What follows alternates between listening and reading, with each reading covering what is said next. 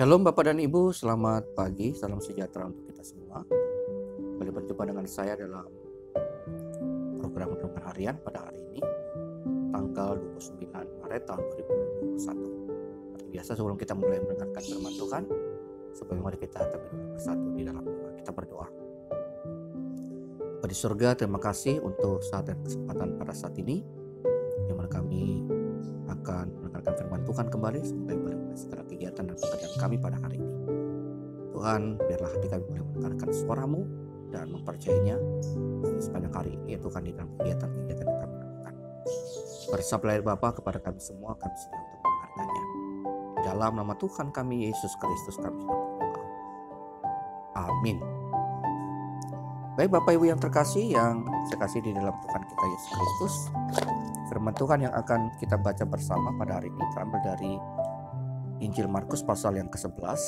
Injil Markus pasal yang ke-11. Kita akan baca tidak semua ayat, tapi ayat mulai dari ayat yang ke-8 sampai dengan ayat yang ke-10. Mulai dari ayat yang ke-8 sampai dengan ayat yang ke-10. Markus pasal 11 ayat yang ke-8 sampai dengan yang ke-10. Demikian bunyi firman Tuhan tersebut. Banyak orang yang menghamparkan pakaiannya di jalan, ada pula yang menyebarkan ranting-ranting hijau yang mereka ambil dari ladang. Orang-orang yang berjalan di depan mereka dan mereka yang mengikuti dari belakang berseru, Hosana, diberkatilah dia yang datang dalam nama Tuhan, diberkatilah kerajaan yang datang, kerajaan Bapa kita Daud. Hosana di tempat yang maha tinggi. Demikian juga pembacaan firman Tuhan yang berbahagia dari kita semua, tidak hanya mendengarkan, tapi yang juga memelihara dalam kehidupan kita setiap hari. Bapak dan Ibu, saudara-saudara yang terkasih, firman Tuhan pada pagi hari ini saya berikan tema Tuhan Yesus akan menderita. Tuhan Yesus akan menderita. Dari Markus pasal yang ke-11 yang kita baca tadi pada ayat yang ke-8 sampai dengan yang ke-10.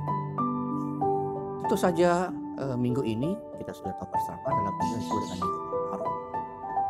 Artinya dalam minggu ini akan dilaksanakan beberapa kegiatan yang akan menceritakan ulang saat-saat terakhir di mana Tuhan Yesus akan ditangkap, lalu disesah, dianiaya, dan kemudian disalibkan sampai dia mati di atas bukit Golgota. Tentu saja peristiwa ini Bapak dan Ibu adalah peristiwa yang sangat penting dan monumental, terutama bagi iman Kristen.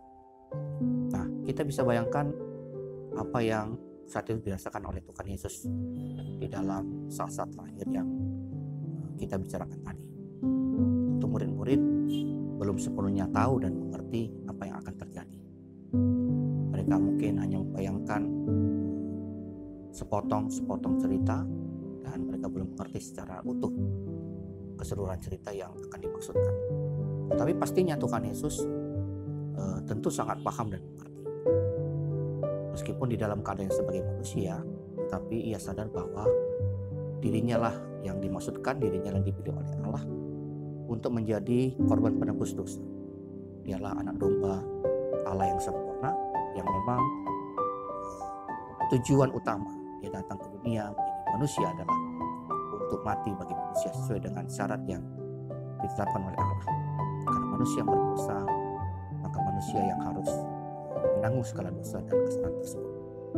Karena manusia tidak ada yang sanggup melakukannya, maka Allah sendiri yang menjadi manusia supaya hukuman Allah itu terpenuhi dan hubungan antara Allah dan manusia yang terputus pada awalnya itu dapat terjembatani kembali. Tentu saja ketakutan sebagai seorang manusia biasa yang saat itu sedang menghadapi sebuah bisa dikatakan sebuah bahaya besar, kematian yang sudah dibayangkannya yang akan terjadi. Itu bukan kematian yang mengenakan, tapi kematian yang sangat mengerikan Bapak Ibu.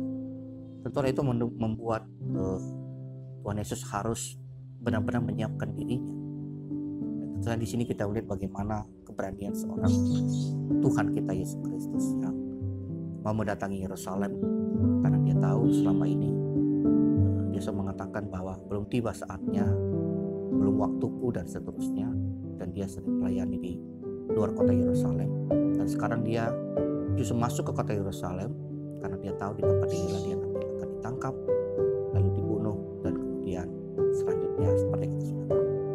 Tentu saja keberanian ini adalah keberanian yang luar biasa. Tentu ini semua adalah bagian dari tanggung jawabnya sebagai seorang Mesias yang dipilih oleh Allah untuk menjadi korban penebus dosa. Walaupun kita tahu hal ini tentu secara manusiawi itu sangat mengerikan atau sangat menakutkan.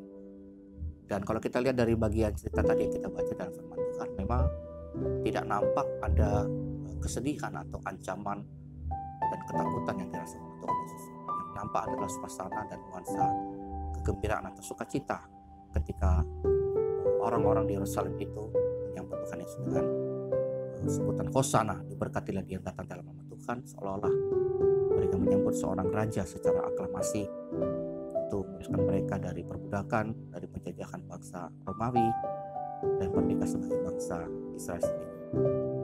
Tentu saja hal ini tidak sama seperti apa yang Tuhan Yesus maksudkan. Tuhan Yesus bertujuan untuk boleh mendirikan kerajaan, namun bukan kerajaan seperti kerajaan duniawi yang dipikirkan oleh manusia, tetapi kerajaan rohani yang berdasarkan pada kasih dan pengampunan. Ini tentu saja hal ini sangat berbeda dengan yang kita harapkan. Soalnya ketika Tuhan Yesus tidak mewujudkan apa yang mereka harapkan, mereka berbalik menjadi kata-kata salibkanlah dia dan seterusnya.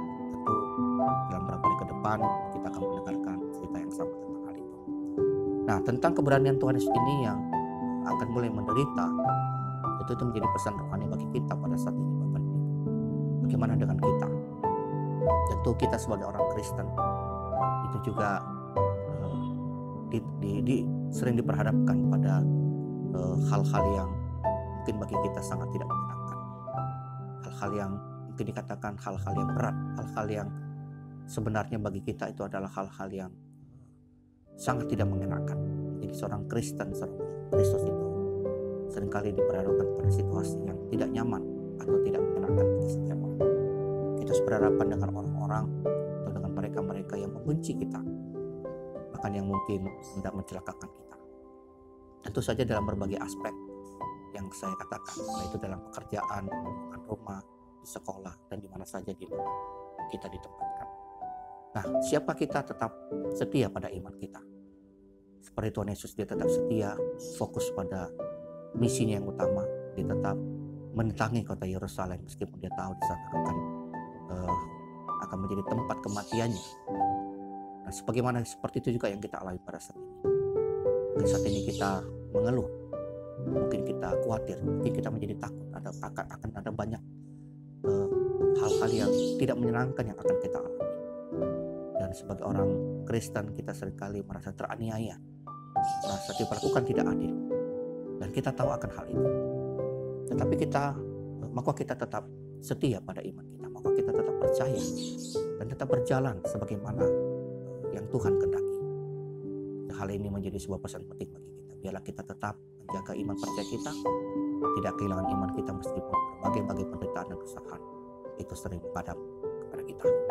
Dan firman Tuhan pada sungguh-sungguh dapat kita mengerti, sehingga dapat kita lakukan dalam kehidupan kita setiap hari. Amin. Kita kembali bersatu di dalam doa. Bapa, terima kasih untuk firman Tuhan yang sudah kami dengarkan pada saat ini.